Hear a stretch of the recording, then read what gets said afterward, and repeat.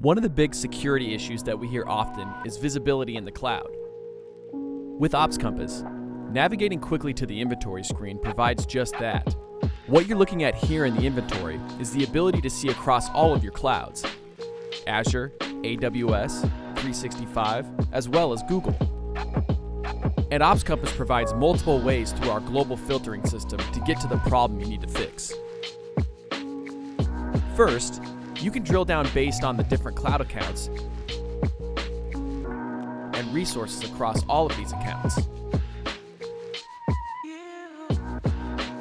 Another really powerful piece is being able to see across regions and where you're deployed. And finally, being able to get a quick overview of all of your resource, or a full inventory. Ops Compass also has built-in quick filters to help you speed up your day-to-day processes. Let's take databases for example.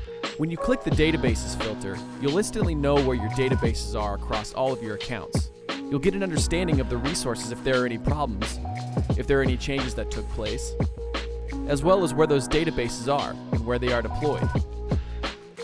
Same thing if we want to look into your networking. You'll start identifying where some of those problems are located on the specific resource types.